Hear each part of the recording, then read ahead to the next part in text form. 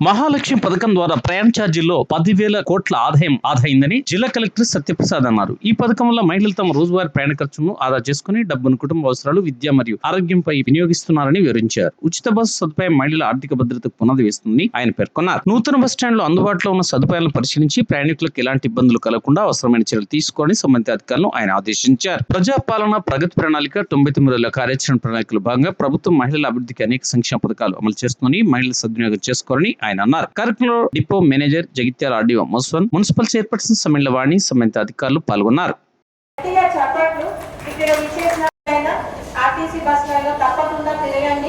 అంతేకాకుండా ఈ రోజు ఈ కార్యక్రమంలో భాగంగా మన బసెస్ లో ఎవరైతే రెగ్యులర్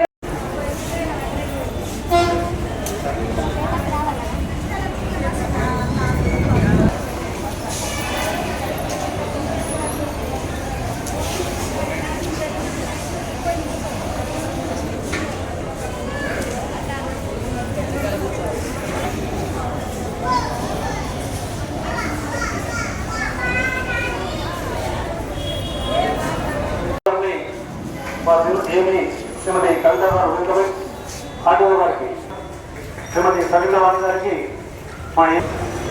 అలాగే వార్డ్ సార్, అలాగే ఆర్డీఓ గారిని, అలాగే మున్సిపల్ చైర్మన్ శ్రీమతి సవిత వాణి గారిని, మా ఏఎంఈ శ్రీమతి కవిత రెడ్డి గారిని సన్మానించాలని విజ్ఞప్తి చేస్తున్నాను. అలాగే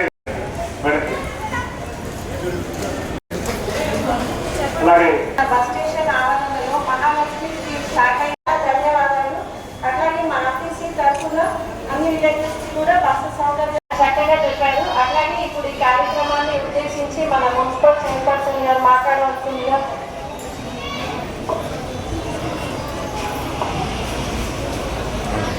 ఈ కార్యక్రమంలో పాల్గొంటున్న మన గౌరవ జిల్లా కలెక్టర్ సత్యప్రకాష్, మహిళా ప్రయాణికులు 10,000 కోట్ల వరకు ఆదాయం అంటే వాళ్ళు తగ్గించుకున్నారు. అమౌంట్ వాళ్ళకి ఖర్చు అయ్యేది డబ్బులు తగ్గినందున మన గవర్నమెంట్ ఇన్స్ట్రక్షన్స్ ప్రకారం ఈరోజు మన జగిత్యాల బస్ స్టేషన్ ఆవరణలో ఈ మహాలక్ష్మి స్కీమ్ పైన ఒక చక్కటి ప్రోగ్రాం నిర్వహించడం జరిగింది.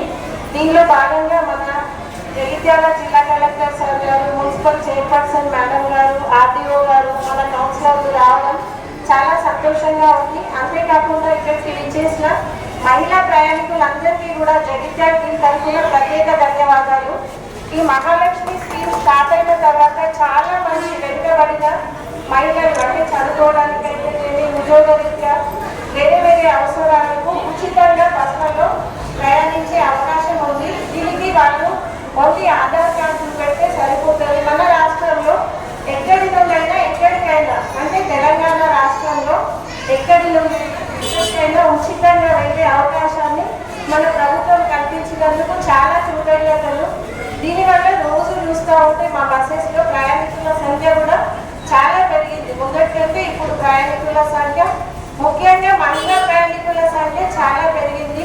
మా బస్ స్టేషన్ లో కూడా సెన్సెస్ తీసుకున్నట్టయితే చాలా మంది చదువుకోలేని వాళ్ళు కూడా ఇక్కడ టౌన్ కి అంటే విలేజెస్ నుండి ఇక్కడికి రావడం, చదువుకోవడం, ఉద్యోగరీత్యా రావడం, అలాగే హైదరాబాద్ పట్టణానికి ఏదైనా అనారోగ్యం పడితే కూడా మన ట్రీట్మెంట్ కోసం వెళ్ళడం జరుగుతుంది. మహాలక్ష్మి పథకం ద్వారా ఆరోగ్య లక్ష్మి కూడా వస్తుంది వాళ్ళకి. అంటే ఇంతకుముందు ట్రీట్మెంట్ చేయించుకోలేని వాళ్ళు కూడా చక్కగా ఫీజుని వాడుకొని మన బస్సెస్లో ఇక్కడికి హాస్పిటల్స్కి రావడము, హాస్పిటల్స్లో కూడా ఓపీ సంఖ్య కొంత పెరిగింది, మార్కెట్ వాల్యూ కూడా చాలా పెరిగింది. ఉపయోగించుకోవాలని ఈ సందర్భంగా కోరుకుంటున్నాము.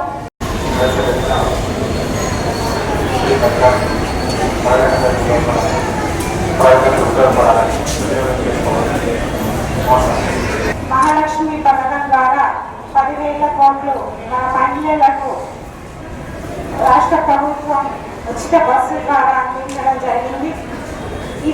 ఈ సౌకర్యాన్ని ఉపయోగించుకొని మహిళలు అనేక కార్యక్రమాల్లో బస్సుల్లో అటు ఇటు వెళ్ళి వారి పనులు పూర్తి చేసుకోవడం జరుగుతుంది.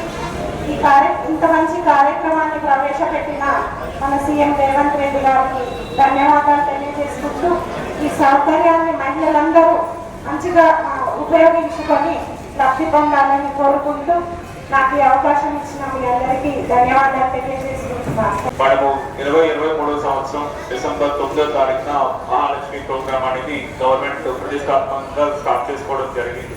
పల్లె వెలుగు బస్సుల్లో మహిళలందరికీ కూడా 0 టికెట్ అనగా 0 రూపీస్తో టికెట్ ఇవ్వడం అనేది 2023 సంవత్సరం డిసెంబర్ 9న మొదలైంది.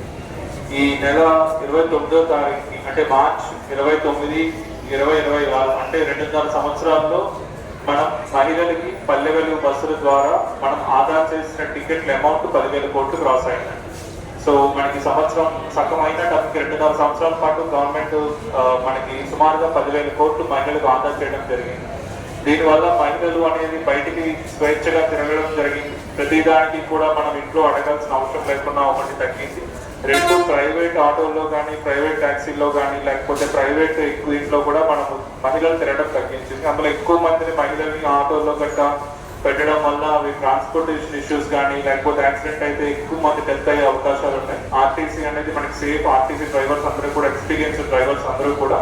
సో దీనివల్ల 2 రకాలుగా మనకి బయట ట్రాఫిక్ సమస్యలు కూడా తగ్గడం జరిగింది. మహిళలకి సెక్యూరిటీ ఒకటి ప్రైవేట్ హాస్టల్లో ప్రైవేట్ వ్యాన్లో సెక్యూరిటీ ఇష్యూస్ ఉంటాయి, సెక్యూరిటీ అనేది తగ్గడం జరిగింది. అలాగే ప్రైవేట్ ట్రాఫిక్ కూడా అందరూ కూడా రకరకాల ఆటోలో తిరుగుతూ ఉంటాయి, ఎంత ట్రాఫిక్ ఉండేది, పొల్యూషన్ ఉండేది, అవన్నీ కూడా మనకి బస్సుల్లో తిరగడం వల్ల అలాగే గవర్నమెంట్ ప్రొయాక్టివ్ గా తీసుకొని బస్సులకి మహిళలందరినీ ఫ్రీగా పంపించడం వల్ల ఇవన్నీ కూడా మనకు తగ్గడం జరిగింది. సో మహిళలందరికీ కూడా సగం టర్మ్ లో 10,000 కోట్ల వరకు ప్రయాణాలు చేస్తున్న మహిళలందరికీ కూడా మేము శుభాకాంక్షలు తెలుపుతూ ఇంకా 2.5 సంవత్సరాల పాటు ఉంది.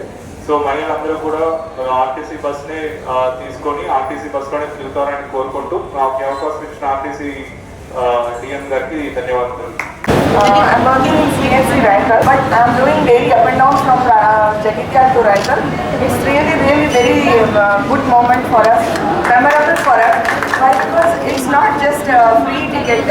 It's behavior of the drivers, conductors. They are all good. They are never feel that some persons are not from Jagityal. They are good behavior with everyone. And I am from Hyderabad, but I'm really touched here.